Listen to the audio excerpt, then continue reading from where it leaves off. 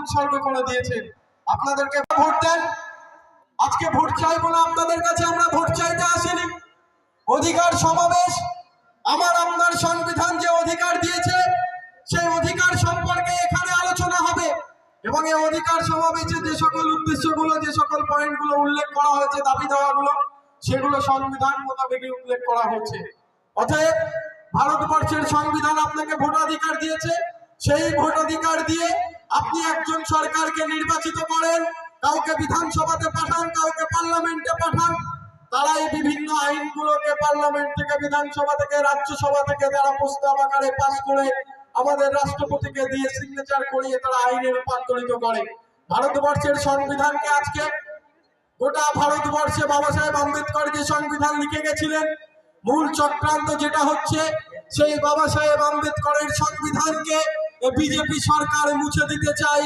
মুছে দিয়ে তারা নেতাজি সুভাষ চন্দ্রের ইতিহাসকে মুছে দিতে চায়, গান্ধীজির ইতিহাসকে মুছে দিতে চায়, ক্ষুদিরামের ইতিহাসকে মুছে দিতে চায়। তারা চায় নাথুরাম গডসকে প্রতিষ্ঠিত করতে। এটাই হচ্ছে মূল উদ্দেশ্য। তারা চায় আরএসএস দ্বারা পরিচালিত যে দল, সেই বিজেপি দল, তারা এটাই চায় তাদের মতো করে তারা একটা সংবিধান তৈরি করবে।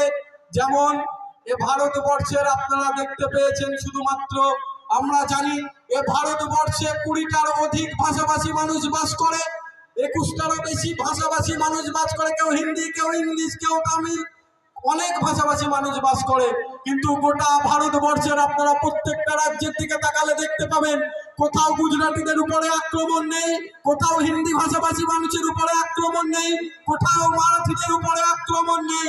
কিন্তু আপনারা দেখতে পাবেন শুধুমাত্র বাংলা ভাষা বলার জন্য এ ভারতবর্ষের বাংলার বাইরে চলে যান যে সকল ভাই আমাদের জীবিকার জন্য ভিন রাজ্যে কাজে গেছে, তাদের উপরে কি করে অত্যাচার করা হচ্ছে। আফরাজুলের কথা আপনারা ভুলে গেলে চলবে না, এই রাজস্থানের রীতি।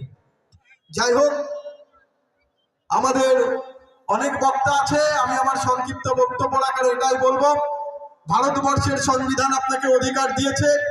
আপনার ট্যাক্সের টাকায় একটা সরকার চলে এবং সেই সরকারকে আপনারা নিজেরাই কিন্তু তৈরি করতে পারেন। আবার সেই সরকারকে পরিচালনা করার জন্য আপনারাই কিন্তু আপনাদের পকেট থেকে টাকা দিয়ে ট্যাক্স দেন।